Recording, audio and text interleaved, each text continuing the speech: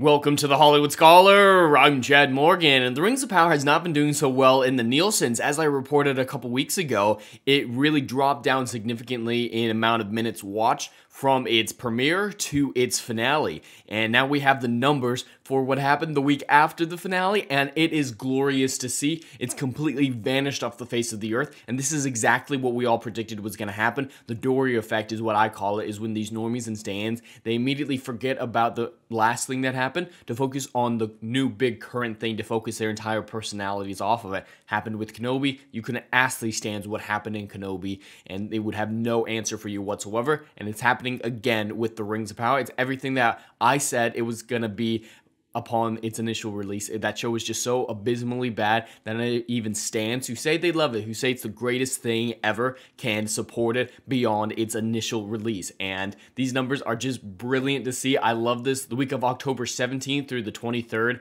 and look, it's not even there. Rings of Power is not even there. Freaking Gilmore Girls is there. I mean, I'm rewatching it right now, so I wonder how much to do with that I have, but these shows are beating it. Netflix is destroying them. Rings of Power is nowhere to be found on the list. And now this is House of the Dragon, which actually maintained its viewership roughly. Actually got up a little bit higher from its penultimate.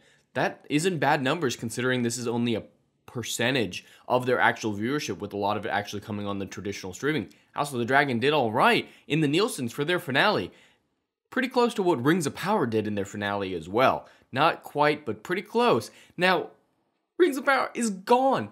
It's completely out of the general zeitgeist to a strong degree. It's so far out of the general zeitgeist that in Brazil, a veritable third world country, they're bribing people with food coupons to get them to watch Rings of Power.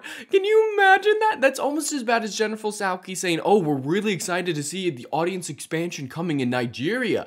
Yeah, I don't think there's going to be a whole lot of audience in Nigeria until we fix the humanitarian crisis that's going on there. So they're going to these less developed countries, these countries that are struggling, and say, hey, we're not going to help you.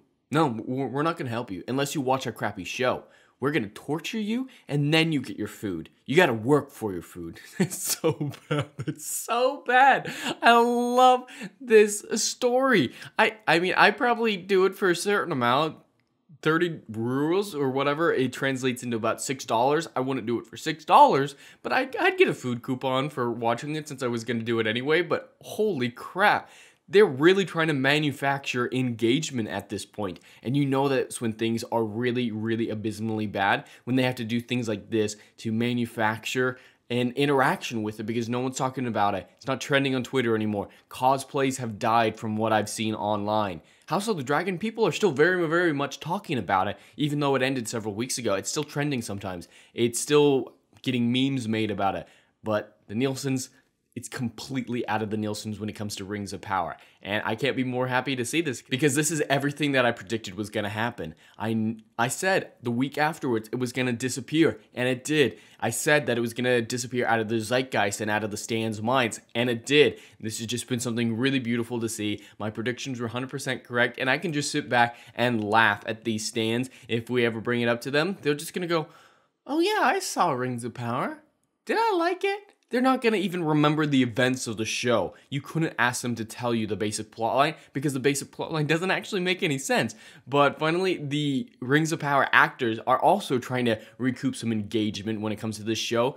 And again, attacking fans as racist. That is the go-to for these people. It's like, oh no, things are struggling. Oh, let's attack some racists. That's the first line of defense. That's the first thing they do when they realize that the show is disappearing from off the face of the earth. There's no way that interest in the show will survive the 2 to 4 years it takes for season 2 to come out. There's no way that people will care that far in the future if they don't even care now.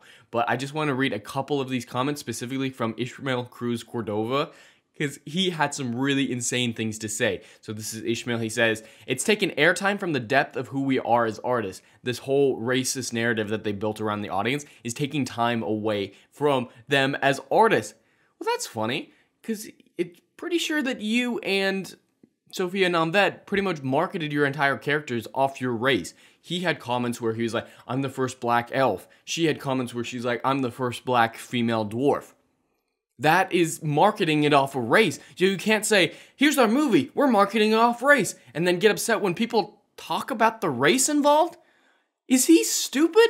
It's taking away your airtime as artists. You took that away by marketing the entire show off the race of the characters involved. If you want to market it on how good of artists you are, that would help your airtime as an artist. If you just say, hey, we're really proud of the story, we did these things with the story, we wanted to go in this direction, just talk about the story and the character development, stuff like that, then this whole situation wouldn't have been blown out to the proportions that it was. But you can't cry racism and then get mad when people talk about race. That is contradiction to the 9th degree, and it's just beautiful to see. And then talking about this whole conflict that's going on, he refers to in the future when the pendulum swings in the way that he wants it to go. He said, it has put us in a position where there will be a plaque one day when the pendulum has swung where it needs to be. We will have badges upon the people who have fought the great fight.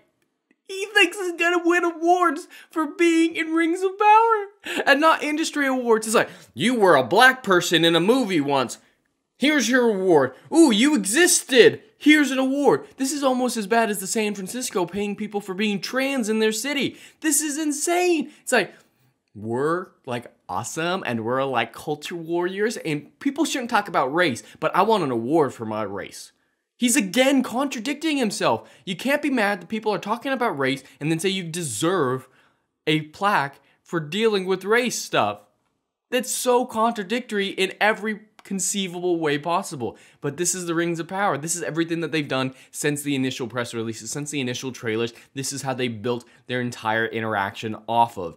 And it's really no surprise that they're resorting to it again once they've realized that they are dropping out of general zeitgeist. Once they disappear, what do they have left but crying racism and bribing starving people? That is just kind of disgusting in my opinion that they've resorted to this, but what else do we expect from Amazon and the people at Rings of Power? But anyway, that's all I have for today. I'd love to hear your thoughts in the comments below. Please like and subscribe, and we'll see you in the next video. Anon.